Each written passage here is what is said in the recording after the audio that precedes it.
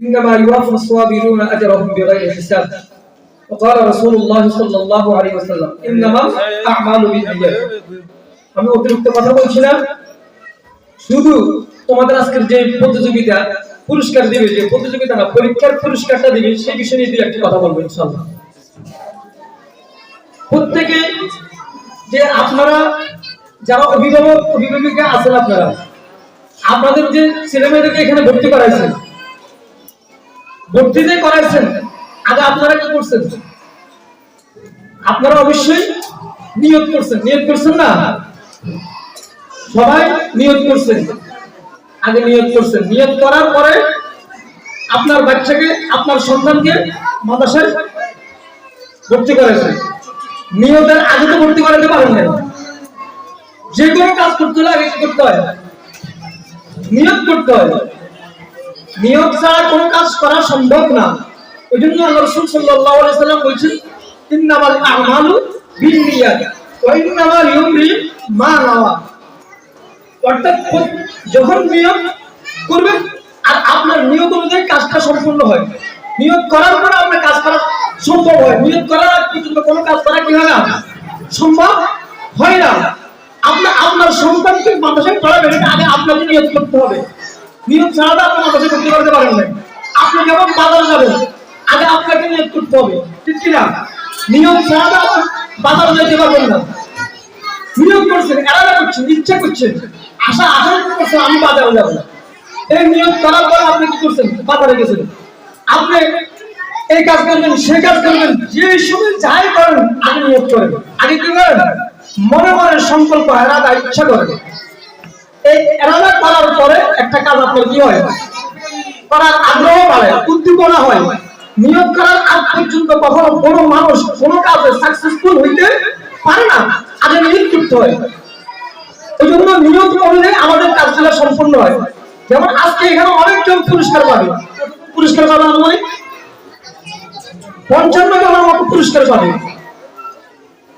এই 55 জনের মতো যে ছাত্র ছাত্রী পুরস্কার পাবে এরা অবশ্যই ভালো রেজাল্ট করছে ঠিক না ছাত্রদের উদ্দেশ্যে বলছি তোমরা লক্ষ্য করে শুনে যাবে তোমরা যে 55 জনের মতো এখানে অনেক ছাত্র আলহামদুলিল্লাহ 500 ছাত্র আছে আলহামদুলিল্লাহ শুকরিয়া এই গ্রামের ভিতরে এত সুন্দর পরিবেশ যে কয়েকশো ছাত্র তোমরা ছাত্রছাত্রী পড়ালেখা করতেছো আলহামদুলিল্লাহ তোমাদের ওস্তাদরাও অনেক সুন্দর মেধাবীর অধিকারী অনেক সুশৃঙ্খল অনেক মেধার অধিকারী আমি তো অনেকেরই চিনি আলহামদুলিল্লাহ যে আপনাদের যে প্রিন্সিপাল সাহেব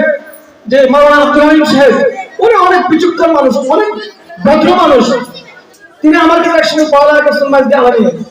অনেক বিচক্ষণ মানুষ অনেক ভদ্র মানুষ অনেক আমলি মানুষ ওনার মেধাবী কেমন ছিল উনি অনেক সময় দৈনিক 5 পৃষ্ঠা করে সবক শোনাইতো হেফজ মানে 5 পৃষ্ঠা অনেক সময় আধা ঘন্টা করে সবক দিত ও আদব আখলাক ওয়ালা ছিল তোমরা তোমাদের শিক্ষকদের আদব আখলাক ওয়ালা হইতে হবে ঠিক কি না তোমাদের ওস্তাদরা সবাই চুপটি বসে আছে তোমরা কথা বলছো কেন বলো 55 জনকে যে আজকে পুরস্কার দিবে তারা অবশ্যই চেষ্টা করছে কি করছে আমি পরীক্ষার রেজাল্ট কি করব ভালো করব এটা ইচ্ছে করছে না কথা কয় না তারা ইচ্ছে করছে না এরাদা করছে না যারা পুরস্কার পাবে তারা যদি এরাদা না করতো ইচ্ছা যদি না করতো নিয়ত যদি না করতো আমি এই পরীক্ষায় অবশ্যই ভালো রেজাল্ট করব প্রতিটা সাবজেক্টে প্রতিটা বিষয়ে আমি ভালো রেজাল্ট করব যদি ভালো রেজাল্ট করার যদি ইচ্ছা মন মানসিকতা যদি না থাকতো ভালো করে পড়ালেখা করার যদি ইচ্ছা যদি না করতো এরাদা যদি না করতো সেই ভালো কি ফলাফল পাইতো না আজকে ভালো ফলাফল পাইতো আজকে পুরস্কার কি পাইতো না তাই ভালো ফলাফল করার জন্য ভালো পুরস্কার পাওয়ার জন্য আগে কি করতে হয় এরাদা করতে হয় ইচ্ছা করতে হয় নিয়ত করতে হয় ঠিক না তাহলে তোমরা ভালো ফলাফল করার জন্য ভালো পড়ালেখা করার জন্য ভালো ফল পাওয়ার জন্য পুরস্কার পাওয়ার জন্য ভালো কিছু হইতে হলে হাফেজ হইতে হলে মুফতি হইতে হলে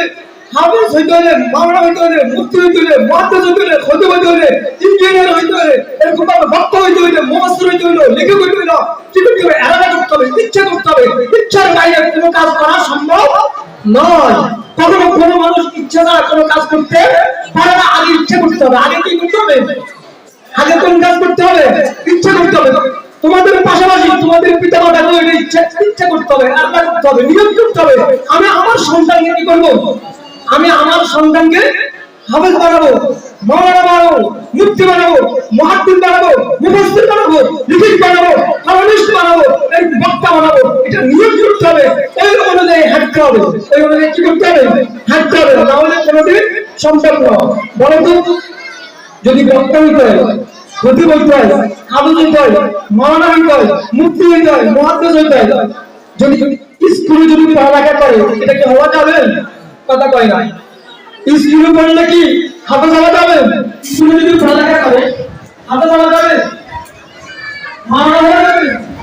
মুফতি হওয়া যাবে, মুহাদ্দিস হওয়া যাবে, মুফাসসির হওয়া যাবে, খতিব হওয়া যাবে, ভদ্রবাড়ি হওয়া যাবে, কথা কয় না। ভদ্র শিক্ষক হওয়া যাবে, হওয়া যাবে। তাই কি করতে হবে? এই